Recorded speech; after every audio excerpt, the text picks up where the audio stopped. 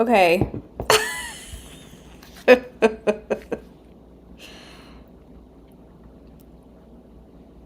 I am thinking I'm live now after attempt number 3.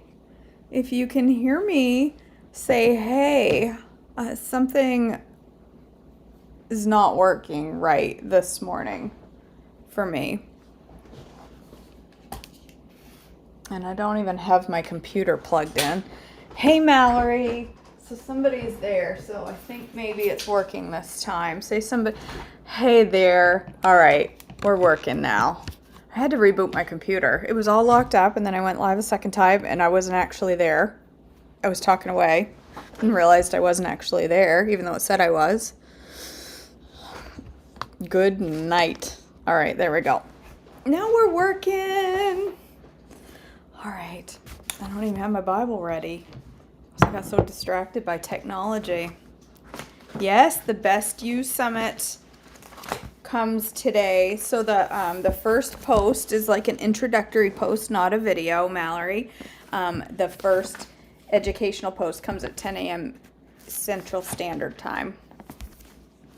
So, yeah, I hope you're all part of the Best You Summit. I'm excited for this week. It's going to be lots of learning going on. All right.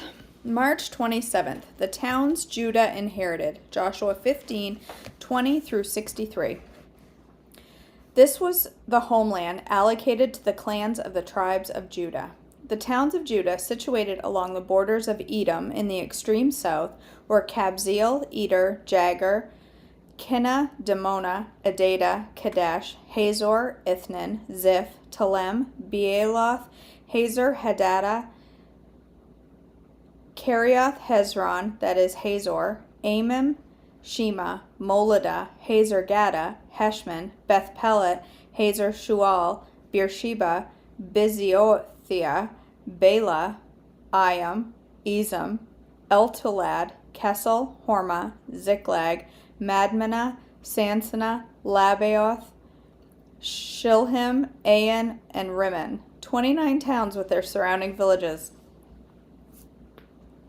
The following towns, situated in the western foothills, were also given to Judah: Eshtaol, Zorah, Ashna, Zanoah, En-Ganim, Tappuah, Enam, Jarmuth, Adullam, Soka, Azekah, Shariam, Adithaim, Gedera, and Gederathaim, 14 towns with their surrounding villages. Also included were Zenan, Hadashah, Migdal-Gad, Delian, Mizpah, Joktheel, Lachish, Bozkath, Eglon, Cabin, Laman, Kitlish, Gederoth, Beth-Dagon, Naamah, and Makkedah, 16 towns with their surrounding villages. Besides these, there were Libnah, Ether, Ashan, Ifta, Ashna, Nezib, Keilah, Achzib, and Mareshah, 9 towns with their surrounding villages. The territory of the tribe of Judah also included Ekron and its surrounding settlements and villages.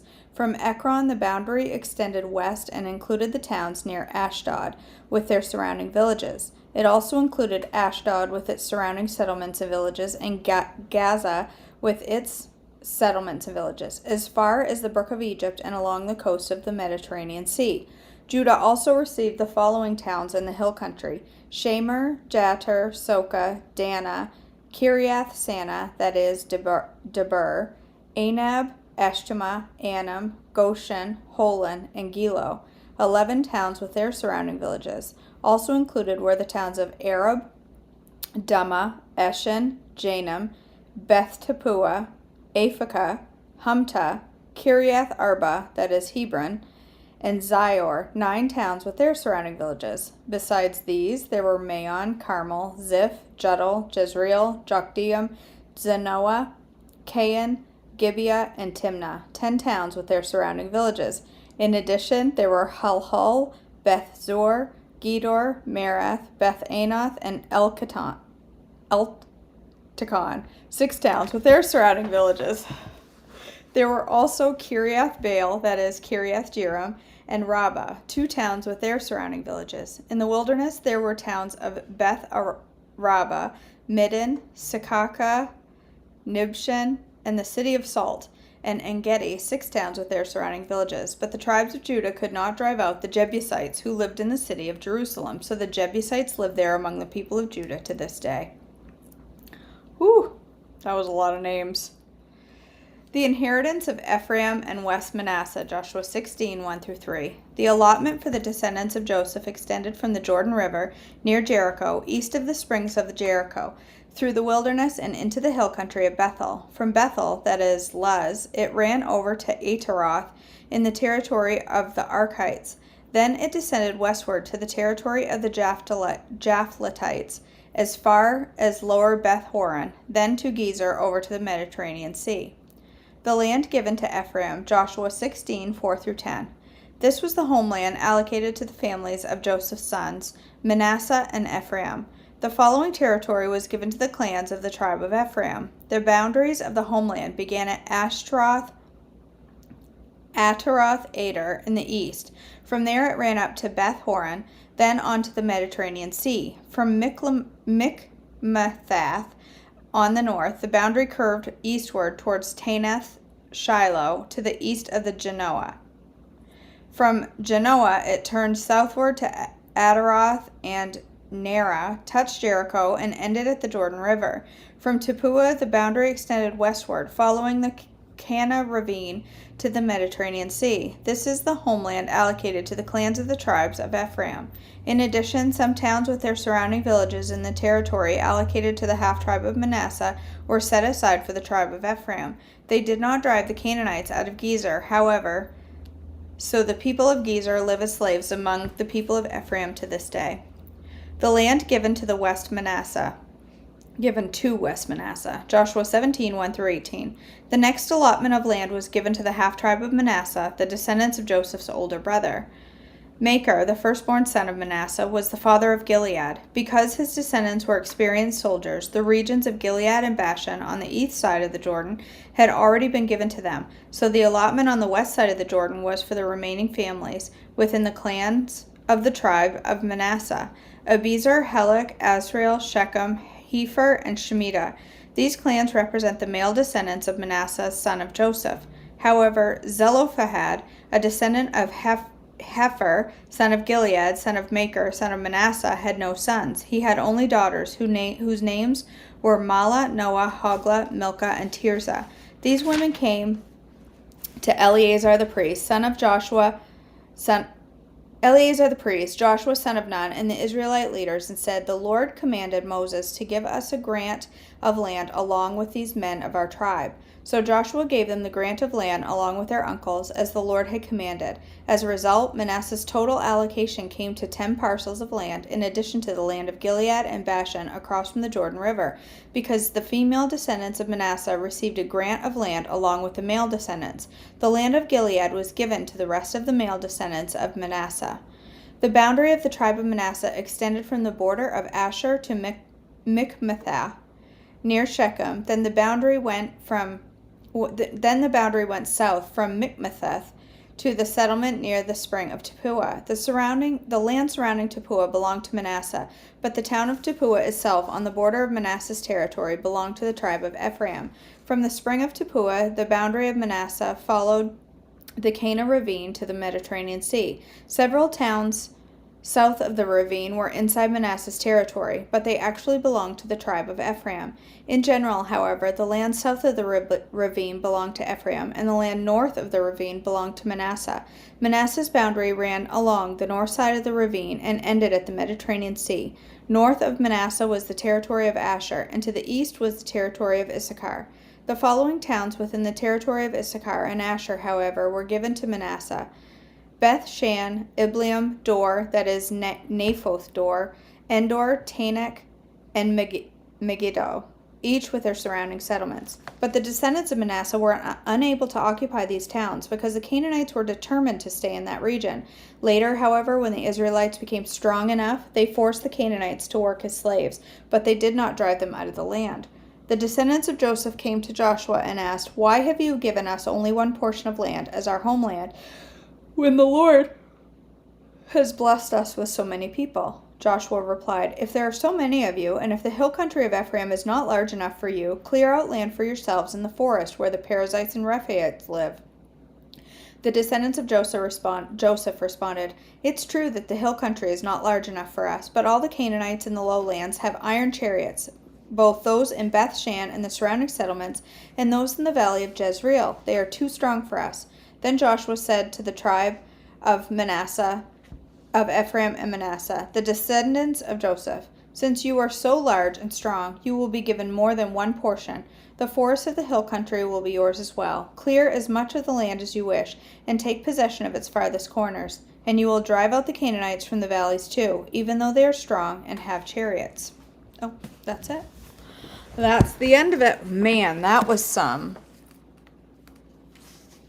pronouncing this morning. Good gravy. Some of those names, I'll tell you what. Oh, good Lord. KJ, what did I do? I must have dropped my,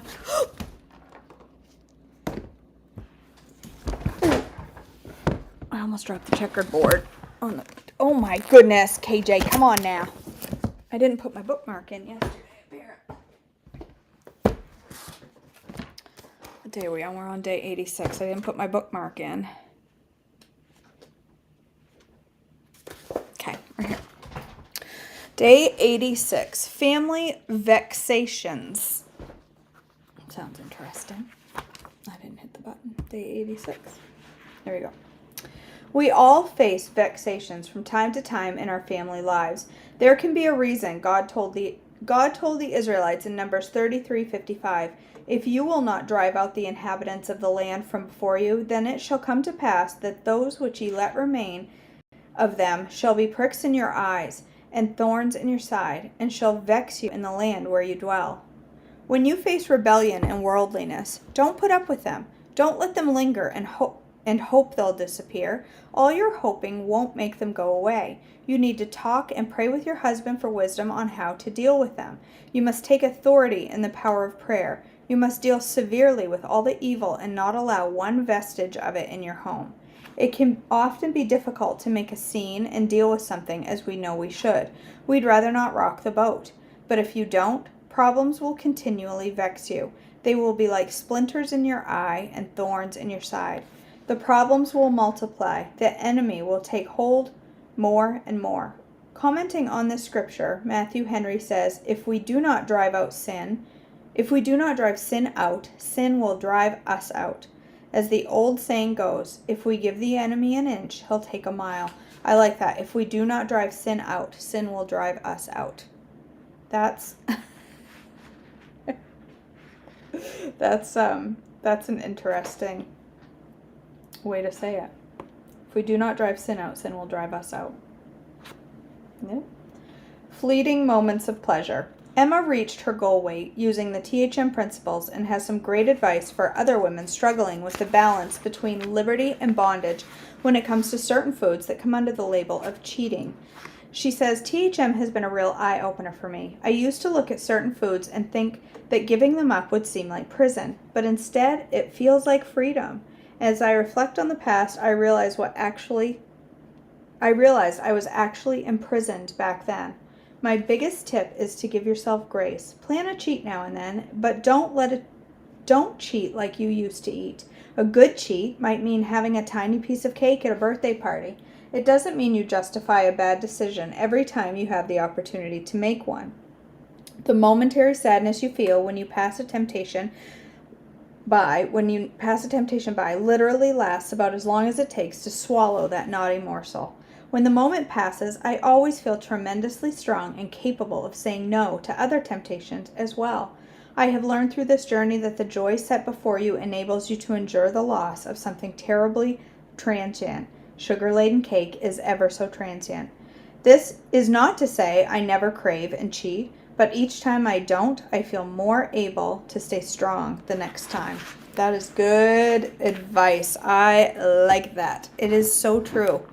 The more I say no to things like that, it gives you a feeling of control. You are in control of your choices and you have the power to say no. And when I say no, I feel more powerful to make the next best decision next time. I love that feeling. We're all guilty. Gossip disturbs me. According to the Bible verses, it disturbs God even more. He that goeth about as a tale bearer, not table. He that goeth about as a talebearer revealeth secrets. Therefore meddle not with him that flattereth with his lips. Proverbs 20:19. A forward man soweth strife, and a whisperer separateth chief friends. Proverbs 16:28. Let no corrupt communication proceed out of your mouth, but that which is good to the use of edifying, that it may minister grace unto the hearers. Ephesians 4:29. Some people flatter you in front of your face, but crush your reputation behind your back. Often we can tell who these people are by hearing how they speak of others. Maybe that's how they speak about you. We're all guilty of gossip. By lowering the reputations of others, we might feel we are raising our own. But Psalms 101:5 states, Whoso privily slandereth his neighbor, him will I cut off. Him that hath a high look and a proud heart will not I suffer. God expects more than kind words to people in person. He expects kind words about people when they're not around. Gossip is breaking the golden rule. And as ye would that men should do to you, do ye also to them likewise. Luke 6:41. If we don't want to be gossiped about, we shouldn't gossip. I think that is a tough lesson. I think that even when I think that is a hard lesson that a lot of us need to hear. I think, I know at the job I came from, working in the office and being around other people all the time, there was a lot of that. Whether you meant to be part of it or not, it was easy to get wrapped up in that stuff. Very, very, very easy to get wrapped up in the chit chat and the chatter and, not feel good about it and do it anyway. I know for me, it was very easy for me to get wrapped up in that nonsense. I tried really hard to separate myself from it, and I was very bad at it, and sometimes I was the instigator of it. I admit that. Working from home and not being around that stuff and you couldn't be an instigator of it from home. And it's been good for me. And I have grown a lot in the last 2 years. I have changed a lot as a person, and that has been getting in the Word. For me, I've claimed my Christianity for years. I've known who I am in Christ. Well, I take that back. I've known who my Savior was. I was a child of God. I knew that. I'm going to knock over that coffee pot if I'm not careful. But I wasn't in the Word daily. And it wasn't until January of 2021 when I was like, I asked in December, would you guys like to do a daily devotion?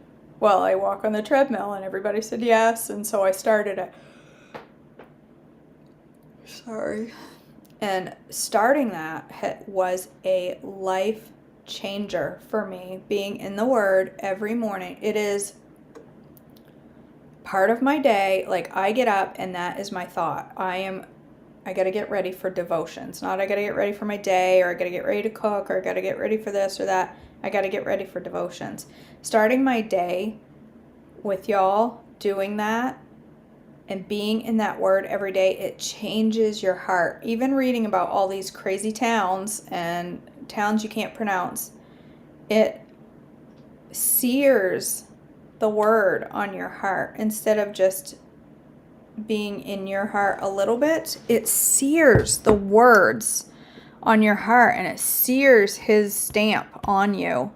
And as you continue to do it every day, it draws me closer every single day when I get in the Word. And it has changed who I am as a person. It's changed who I am.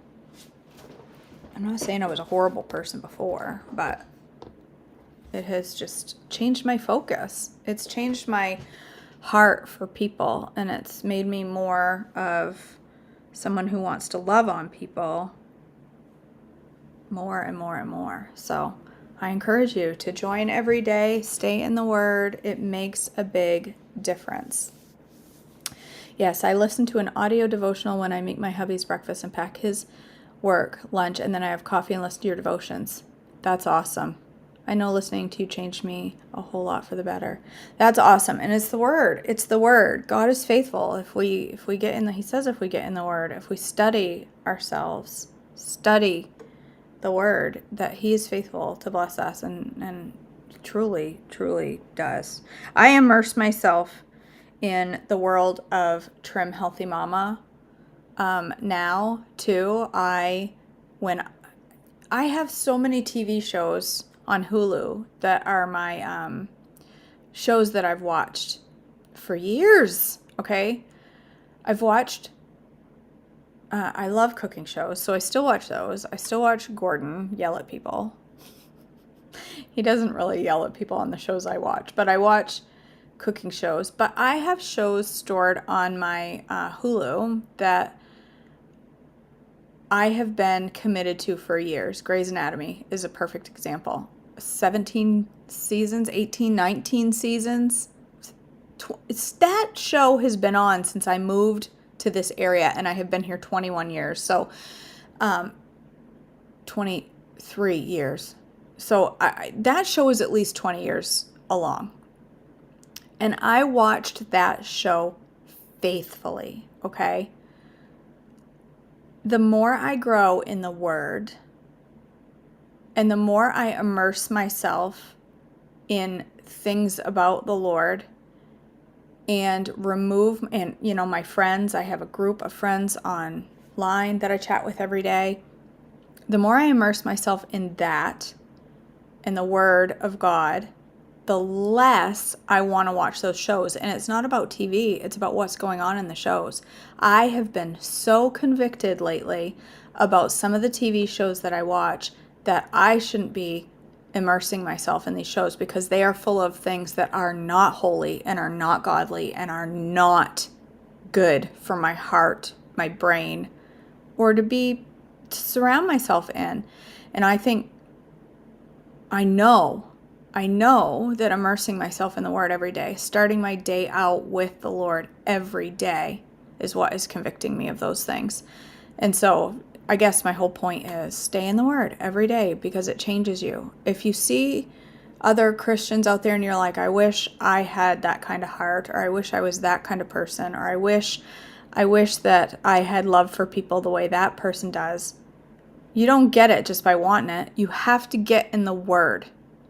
And the Word, immersing yourself in the Word every single day, the rest of the stuff starts to change. Your heart starts to change. Your heart for people starts to change. Your heart for sin starts to change. Your heart for evil starts to change. And it starts to make you not want to participate in things that maybe you've participated.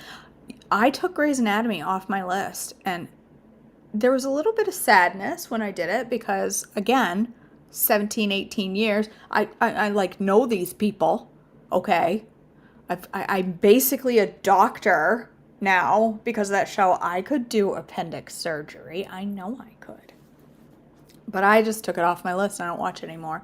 And I have 5 or 6 other shows that I've removed from my list over the past few days. And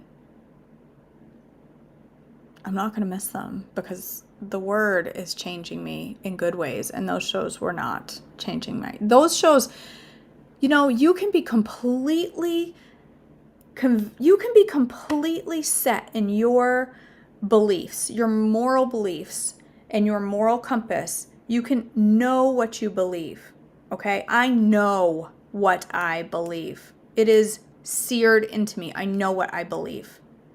But when I watch those shows and they constantly talk about I'm going to say it. Love is love. Love is love. It doesn't matter who you love. It doesn't matter. It doesn't matter. The more you watch those shows, I found myself at times going, like, being happy for a couple when they finally get together and thinking to myself, wait a minute. I don't believe in that lifestyle. I don't agree with that lifestyle. The Lord tells me that lifestyle is not right. And I'm sitting here watching the show that is telling me that it is right, that it is good, that it is holy, that it is ordained. They even had talk about how it's God gave us love. They talk about that on those shows. And even though I know what I believe, I can still watch those shows and it still picks away at my heart, saying, maybe you're wrong, KJ. Maybe you're wrong, KJ. Maybe you're wrong, KJ. And you know what that is? That's the devil. And the devil works through methods like that. The devil doesn't show up on your doorstep with a pitchfork and a little horn headband. He doesn't walk into your house and go, I'm the devil and I'm here to mess with you. No, and I don't think that's what the devil talks like anyway. That's not how he shows up. He shows up in subtle ways, and he picks until he finds his way in. You gotta cut him off, shut him down, delete him from Hulu. And that's what I did. I don't know why. I just got on a rant, girl, a rant. All right, it's time for me to make my breakfast. I'm going to have hash and eggs this morning. Deep S over in the fuel cycle, over in my coaching group. We're all fuel cycling this morning. Going to get our metabolisms firing on all cylinders. So I'm going to have a nourishing, yummy Deep S, one of my favoriteest meals ever. So I love you all. I hope you have a blessed day today. I know you will have a blessed day today. You will, because one way or the other, no matter what goes on during the day, good, bad, indifferent, we are blessed people. We are blessed. So I love you all. Have a great day. I will see you back tomorrow morning for more devotions and chaos in the kitchen. I love you all.